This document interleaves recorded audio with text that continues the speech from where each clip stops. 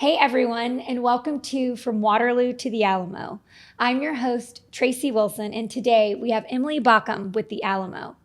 Emily, thank you so much for joining us today. I am so delighted to be here and help share the Alamo's 300-year history with all of your viewers. Yes, well, I think it's something that's really important because I don't think a ton of people realize what is going in to restore the Alamo, right? And it's not necessarily just restore it, but y'all are re-envisioning how, the Alamo is going to be presented. I mean, this is, one of the most visited sites, throughout the world. And it's probably one of the most important parts of Texas history here. So, it's located in the heart of San Antonio. Why don't you tell people who don't know what the Alamo is? I mean, you should, but if you don't, I think this is a perfect time for you to give a little elevator speech. This is what the Alamo is. Absolutely. Today, people know the Alamo for being the #1 tourist destination in Texas, with an estimated 1.6 million visitors every year from not just across Texas, not just across the United States, but across the world. We get visitors from all over the place, but we need to go back 300 years to see where we started.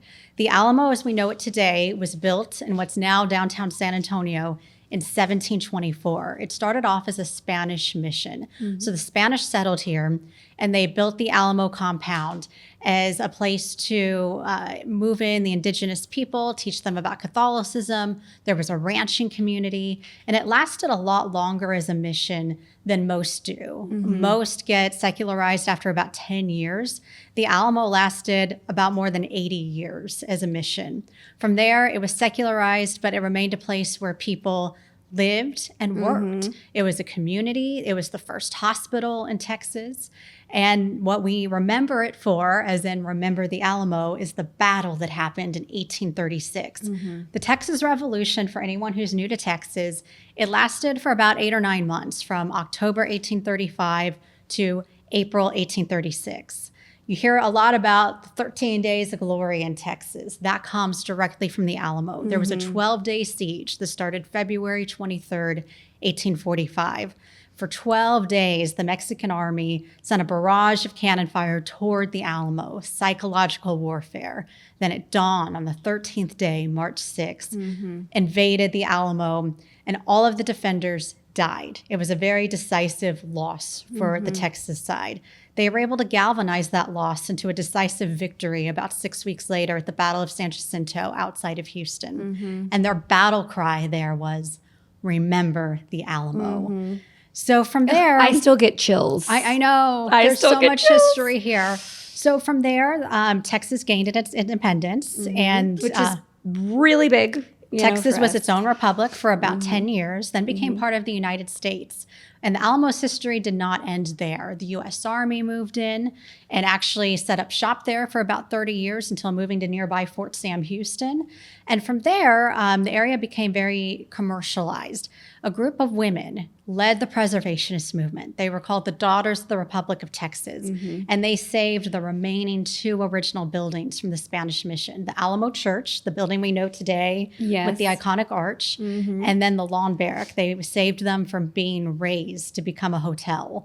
And they built a whole area around it, beautiful, lush gardens, and made it the shrine of Texas liberty that we know today. So it's very humbling when you're walking around the Alamo site and you look at these 2 small buildings. From those 2 small buildings built 300 years ago, grew the 7th largest city in the United States. And that is so, I mean, to me, that is an incredible statistic, right? Because we know San Antonio is growing rapidly. I mean, clearly this is a real estate podcast, but we know, from Austin to San Antonio, Austin grew really quickly and a lot of people got outpriced. So of course they moved down to San Antonio, but it's not even that anymore. We're seeing a ton of people from out of state moving to San Antonio. Right, the I-35 corridor, one of the fastest growing in America. It is. It's crazy. It's I can't stand the 35 corridor because I feel like it goes on forever. And it does. It goes pretty far up throughout the U.S. But so, Emily, why don't you tell us real quick, what is your role in leading, helping lead this charge with, kind of restoring and revitalizing the Alamo? So I am the Associate Director of Public Relations. I make videos for social media highlighting our events, our new initiatives, anything new that's come into the collection. I also have a weekly history podcast for anyone who wants to hear more about the history behind the Alamo. This is why you're so beautifully eloquated when you're talking about history. That. It's called Stories Bigger Than Texas, the Alamo podcast. And you hear from people who are a lot smarter than I am about this topic. All of the Alamo experts, from historians, conservationists, archaeologists. It just runs the gamut. The Alamo, people think of historic sites as it's all happened. It's dead. It happened. But the Alamo is a very active site. Just in the past year, we've uncovered more than 130,000 new artifacts in an archaeological excavation. Did you say 130? I did. 1,000. 130,000. Everything from musket balls from the 1836 battle to an actual floor of a building from the Spanish Mission era. So we are uncovering history every day. There's always something to learn at the Alamo, and that's what makes it such an engaging place to work at and to visit. Yeah. Well, why don't you first tell us, I mean, I know that with, the Alamo plan, there's been, y'all have already created a large structure on there, right? Why don't you tell us a little bit about what it opened last March in 2023, correct? Well, let's talk about the Alamo plan too, because that's part of it. So you heard me say in the late 1880s, the whole Alamo area became heavily commercialized. And that continued up until about 10 years ago. And there had been a big conversation locally, statewide, descendant groups, neighborhood businesses. Is this becoming of a historic site? Is this what we want the area to look like? And it took a little more than a decade for everybody to get on the same page. It was called the Alamo Master Plan. It's now called the Alamo Plan. But it was basically, how do we create a historic site that honors the past but also looks to the future? And that's where we are now. It's the $550 million Alamo Plan. What do you think took so long to get everyone on board? Do you think it was just what you said, honoring the past but looking to the future? Yes, I think people are very invested in the Alamo, all for beautiful, great reasons. We are only 189 years out from the battle. So that's a lot of people whose ancestors fought there and died there. So people are very heavily invested in this. That is crazy when you say 189 years, like it happened 100. I mean, that is crazy to me. I mean, when you put that, it does put it into pretty good perspective. And this is a big anniversary year. There were 189 known Alamo defenders, and this is the 189th anniversary. Oh, wow. So very poetic when you think about it. But people are they care. And we are the Alamo City. It's in our name. So everyone has an opinion, and it just took a while for everybody to get a consensus of what they want to do. So there are three main pillars of the Alamo Plan. Preserve the fragile Alamo Church in Long Barrack that were built in the 1700s. And you already mentioned the reason why it's the one that is probably the face of the Alamo. The Alamo Church. When I say the Alamo Church, people think that's the whole Alamo. Right. The whole Alamo is a 4.5 acre compound. Right. The Alamo Church with the iconic arch, that's where they went to worship. And the Long Barrack next door is where the friars lived during the mission. And it was later some of the last stand of the battle took place there. The second pillar of the Alamo Plan is to reclaim the battlefield footprint from urban growth. We can't take it down to what it once was. We have very historic buildings around there in their own right, but we can do a better job interpreting it. And we have done things like you used to be able to drive in front of the Alamo. It's now pedestrian only. And as someone who works down there every day, it's a lot safer. Yeah. You have strollers and wheelchairs and walkers, and it's just a lot safer without car traffic. The walls of the Alamo compound ran through historic buildings, and we can't take those buildings down, but we can do a better job of saying, hey, by this federal building and courthouse, this is where the North Wall ran through, where the Mexican army breached. This is where William Barrett Travis died. So we can do some paneling and interpretation over there. So, and do things so that when you walk onto the Alamo compound, you know you're at a historic site. For years, it's been you kind of turn a corner and, hey, I'm at the Alamo. But we want you to know I am walking onto history. And then the third pillar of the Alamo plan is to build a world-class visitor center and museum. The construction is already underway. It's directly across the street from the Alamo Church. It's an adaptive reuse of two historic structures built in the late 1800s. One is called the Crockett Building. The other is called the Woolworth Building.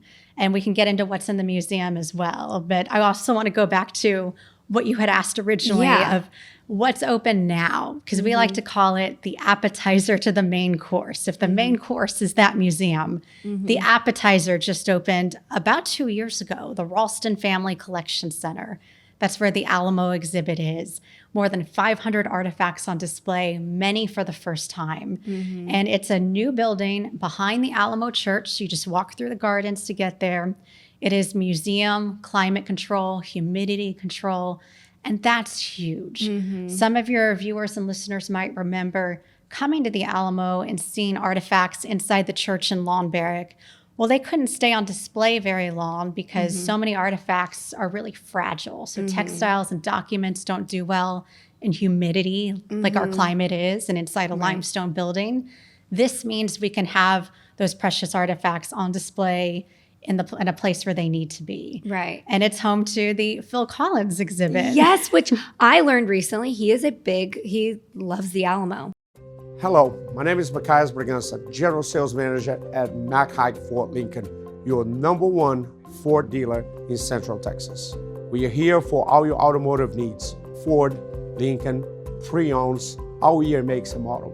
If we don't have it, we'll find it. You won't find anybody that will work as hard as I will to earn your business.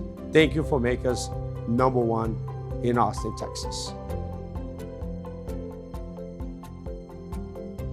Yes, Phil Collins, the British rock star. We do mean that Phil Collins. Yes. So he grew up in the 1950s in the UK, and there was this TV show that Walt Disney produced starring a man named Fess Parker, and it was called, it was about Davy Crockett.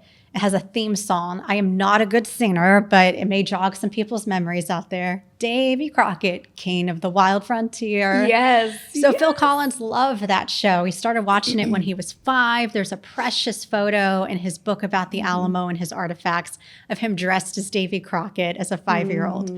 Then when he was about 6 or 7, he performed in a talent show and he sang that theme song. It was his first public performance and he won the talent show. Oh my gosh. So he grows up, everyone knows, he joined Genesis, became a rock star. They're touring the United States. They have about a week off in between tour dates and they just say, hey, everyone's going to get a chance to go to the one place they want to go. So Peter Gabriel chose the Grand Canyon. Phil Collins chose the Alamo. And he said when he turned the corner and saw it, it just took his breath away. Oh my goodness. It wasn't until many years later he started collecting artifacts. His first artifact, it's a receipt for a saddle from an Alamo courier, John W. Smith. And he didn't even know you could collect these types of things. His wife gave it to him for a present, and that kicked off the collecting bug.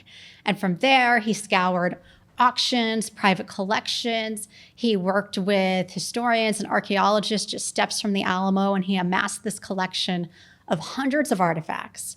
He became the largest collector of Alamo artifacts in the world outside of the actual Alamo. Oh my. They were all in the basement of his Swiss chalet.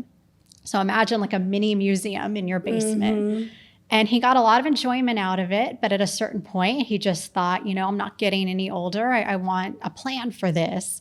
And that was around the same time the state of Texas was deciding how to proceed with the Alamo redevelopment plan. And he said, I want to donate it to the Alamo. So he donated his entire collection. Everything. It's worth about $20 million. He donated it in June of 2014. And is that all? That was what I was going to ask. In the Ralston Center, what artifacts do you pick? 'Cause you said there's 500 artifacts. How much of those artifacts are the Phil Collins collection? It's all mixed in. So on the first floor, there's about 4 cases. It's 2 long cases in a row with 4 mini cases of just Phil Collins artifacts. And then the next row is another collector. And then the couple of rows after that are Alamo. This building tells the collector's journey.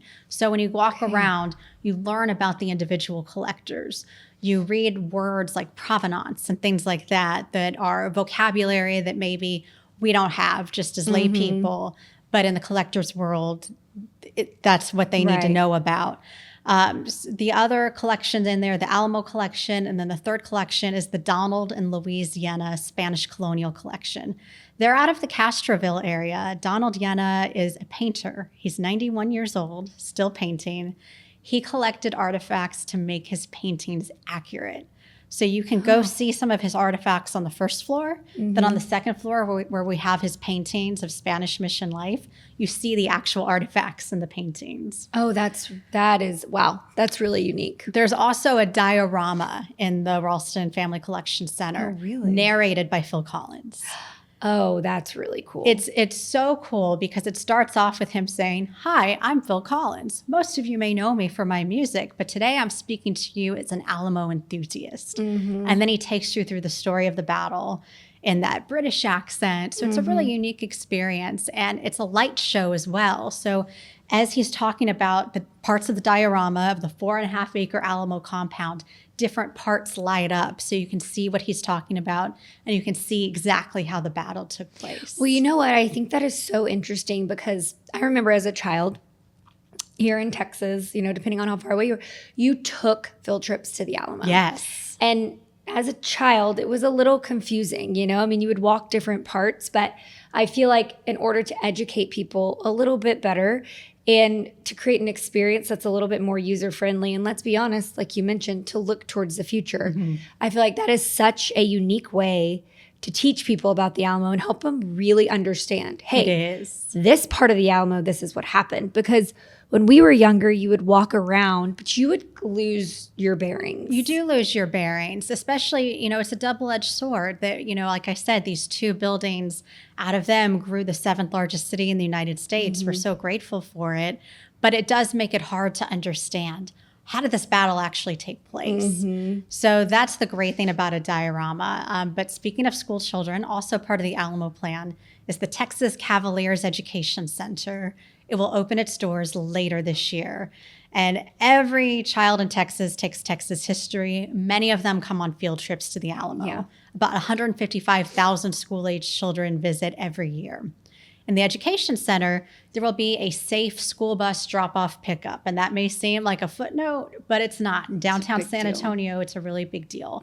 And then when they walk in, they're going to walk into an orientation theater where they will watch a short film geared toward children about what they're about to see on the site and how the history lessons also play into what they're learning in school. So anything like math or science or art, how you can find those fields at play on the Alamo grounds. There will also be a STEAM lab, so they can work with our archaeology team. They can learn from our conservator about the frescoes that adorns the wall of the sacristy of the Alamo Church. There will be a distance learning lab, so we can take all these lessons and teach children across Texas and even throughout the world about it. There will be an outdoor classroom with a garden and a cooking oven, so these kids can learn about what life was like during the mission and on the frontier. Very different than today. How the acequia system ran through the Alamo, then down to the other 4 South Side missions, really past where we are today in the Roosevelt Library. So the Education Center is going to be incredible.